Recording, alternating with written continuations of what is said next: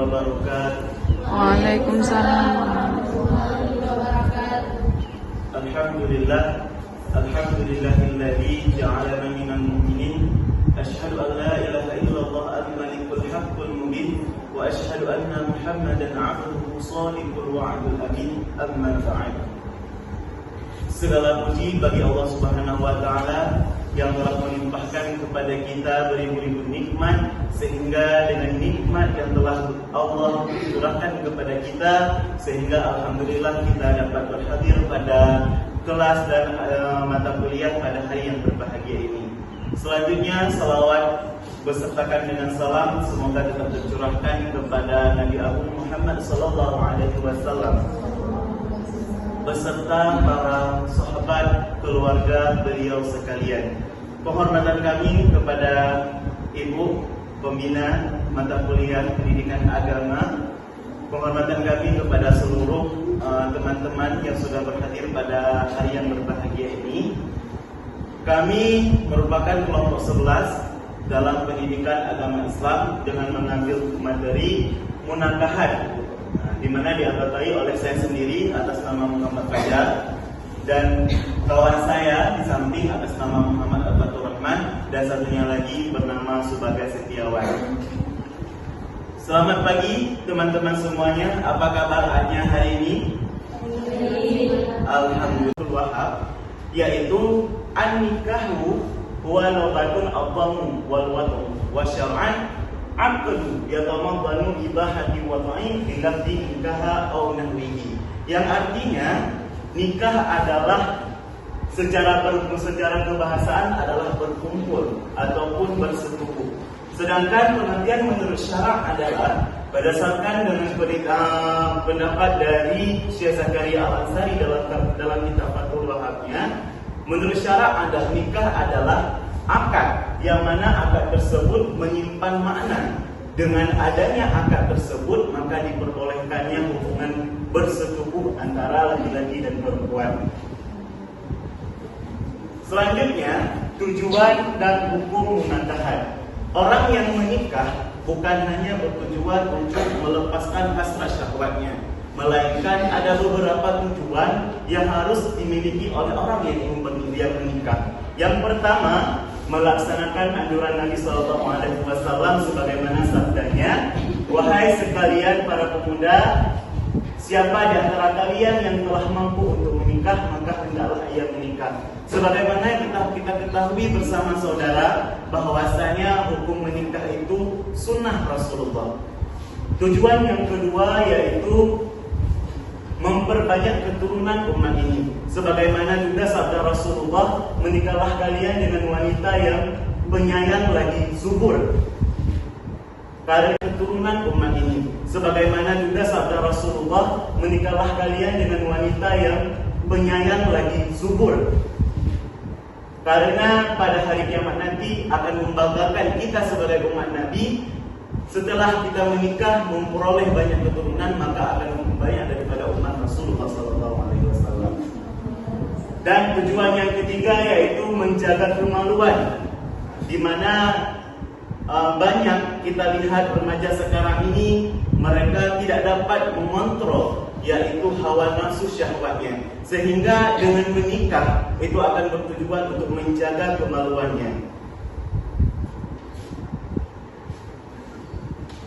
Sebagaimana dalam surah Al-Nur ayat 30 dijelaskan, a'udzubillahi minasyaitonir rajim, bismillahirrahmanirrahim, kullul mu'minina ya'uddu min absarihim wa yahfazu furujahum dzalika adka lahum innallaha khabirun bima yasna'un.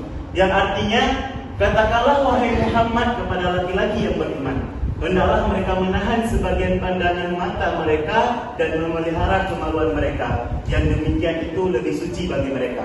Sesungguhnya Allah Maha mengetahui apa yang mereka perbuat. Untuk selanjutnya akan dijelaskan dan dipaparkan materi oleh Muhammad Abdul Rahman.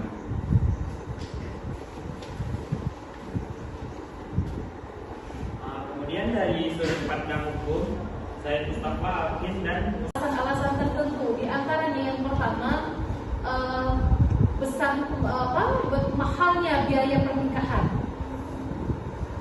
besarnya biaya pernikahan. Kemudian mereka memikirkan bahwasanya terbeban untuk mengurus anak. Adapun yang sudah menikah, mereka kemudian ada yang memiliki anak satu atau paling banyak dua. Gitu. Kemudian mereka stop. Jadi secara drastis populasi jiwa di Jepang itu menurun dibandingkan dengan negara yang lain. Gitu.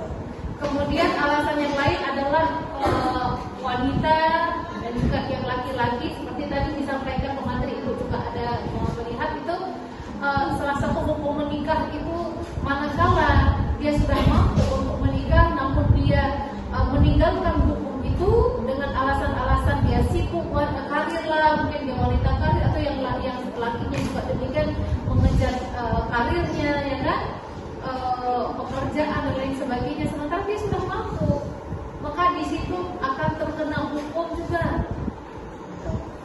Karena banyak mudarat sebenarnya jika seseorang itu sudah menolak untuk menikah dalam tanda kutip, nah ya, jika ada trauma-trauma mungkin di sebalik itu.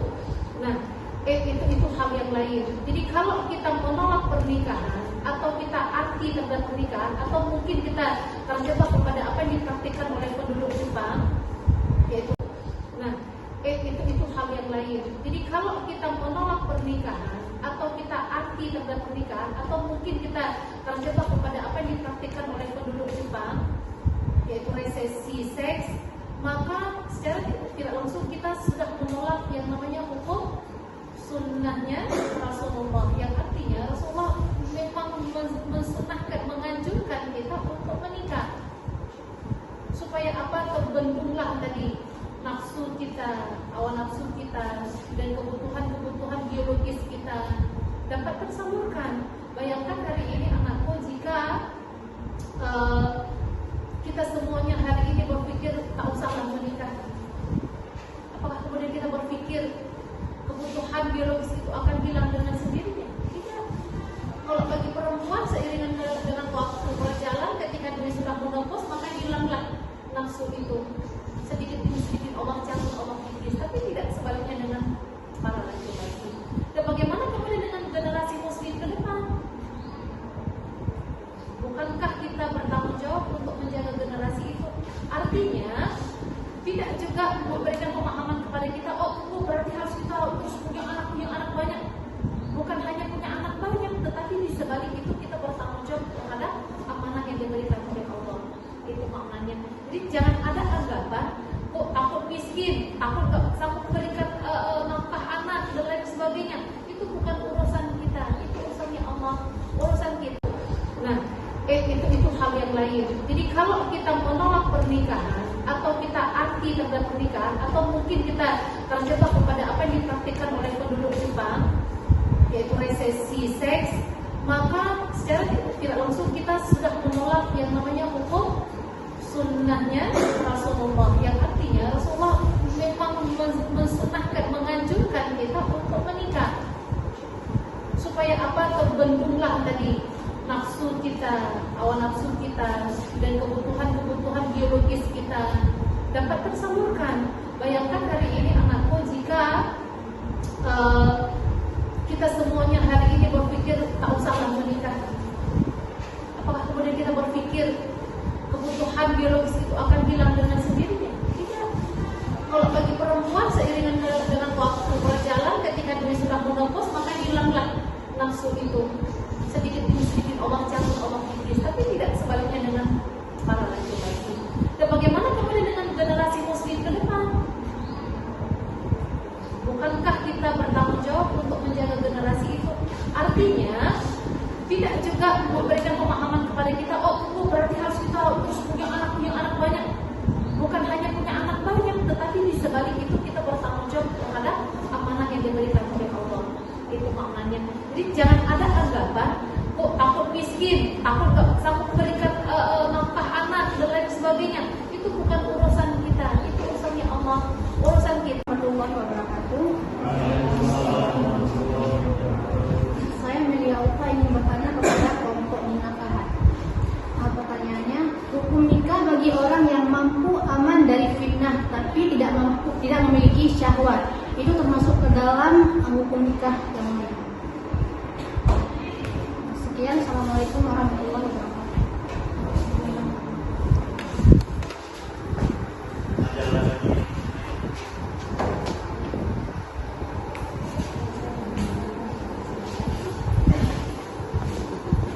Assalamualaikum warahmatullahi wabarakatuh. Saya Nesnada ingin bertanya, di sini kita perlu dalam menikah itu tentunya perlu wali nikah. Nah, di sini apa hukum wali nikah yang fasik? Assalamualaikum warahmatullahi wabarakatuh.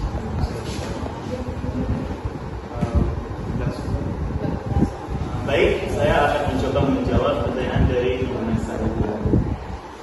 Bagaimana hukum seorang wali nikah yang fasik? Apakah dia masih dapat menjadi wali ataupun tidak? Banyak ulama yang berbeda pendapat dalam hal ini.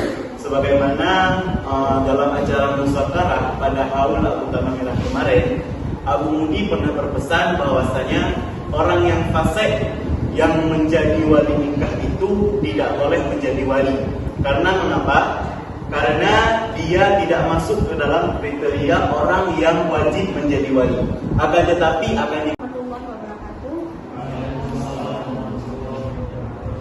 Saya Melia Ufa ingin bertanya kepada kelompok munakahat. Pertanyaannya, hukum nikah bagi orang yang mampu aman dari fitnah tapi tidak memiliki syahwat, itu termasuk ke dalam hukum nikah yang lain. Sekian, assalamualaikum warahmatullahi wabarakatuh.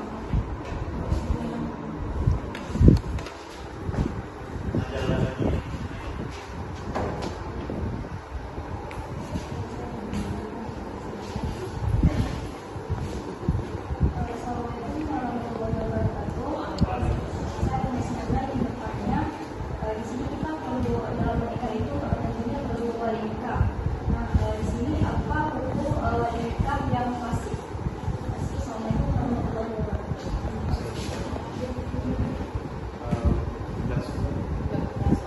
baik, saya akan mencoba menjawab pertanyaan dari Ibu Sadia. Bagaimana hukum seorang wali nikah yang fasik? Apakah dia masih dapat menjadi wali ataupun tidak? Banyak ulama yang berbeda pendapat dalam hal ini. Sebagaimana dalam acara Musakarah pada haul utama Merah kemarin, Abu Mudi pernah berpesan bahwasanya orang yang fasik yang menjadi wali nikah itu tidak boleh menjadi wali. Karena mengapa? Karena dia tidak masuk ke dalam kriteria orang yang wajib menjadi wali. Akan tetapi akan diperpesan bahwasanya orang yang fasik yang menjadi wali nikah itu tidak boleh menjadi wali. Karena mengapa? Karena dia tidak masuk ke dalam kriteria orang yang wajib menjadi wali.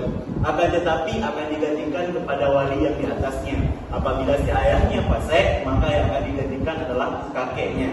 Namun ada perselisihan di antara pendapat itu, yaitu sebagian daripada ulama lain juga berpendapat dia boleh menjadi wali nikah, tapi dengan syarat sebelum melaksanakan pernikahan dan melaksanakan ijab kabul, dia terlebih dahulu harus bertobat. Sebagaimana juga kita ketahui dalam acara ijab kabul pernikahan, seorang wali dan dua orang saksi itu akan mengucapkan kalimat taubat, yaitu kalimat astagfirullah sebelum terlaksananya pernikahan ijab dan kabul. Sekian jawabannya. Apa boleh diterima? Baik, terima kasih kepada Ibu, terima kasih kepada teman-teman sekalian yang sudah kiranya mendengarkan penjelasan dari kami. Semoga ada pembelajaran yang dapat kita ambil. Sekian dari kami, apabila ada kesalahan kami mohon maaf. Wabillahi taufiq wal hidayah. Wassalamualaikum warahmatullahi wabarakatuh. Waalaikumsalam warahmatullahi wabarakatuh. Materi terakhir, insya Allah nanti malam kita zoom. Tak menjadi jangan ada waktu sekarang. Ibu ambil waktu sekarang untuk meeting saja. Jadi diperbolehkan para ulama menggunakan pakai yang pertama atas dasar suami istri, kemudian yang kedua untuk menjaga jarak. Kemudian yang ketiga, apabila si istrinya, si ibu ini ada satu kumpul borat dia, artinya dia tidak boleh sering-sering kalau dia kena suntik bios atau dia sering melahirkan gitu, nggak boleh karena tubuhnya rendah. lain-lain sebagainya, ada hal-hal lain yang memang harus garis bawahi jadi perhatian kita. Dan kemudian yang terakhir ada kesepakatan dari pihak suami. Jadi kalau si istri diam-diamnya menggunakan alat kontrasepsi, entah dia suntik KB atau dia minum pil KB, maka itu dia dosa besar kepada suami. Karena itu nggak tahu suami. Datang aja kemudian saya mau ini suntik, saya dong atau minum obat dong. Gitu. Jadi sementara suami nggak paham, dia kok di sini nggak hamil lagi, kenapa bisa nggak hamil? Dia nggak tahu kalau si istri ada minum obat. Jadi bisa ketipu, dan ini yang sering terjadi di dalam lingkup umat Islam. Takut miskin. Maka lihat hari ini orang kaya itu anaknya paling kencang tuh 2. Orang kaya paling kencang 2 anaknya. Orang miskin, wah, anak enak tangga. Orang kaya enak dia udah hartanya banyak, anaknya 2, yang satu jadi dokter, yang satu jadi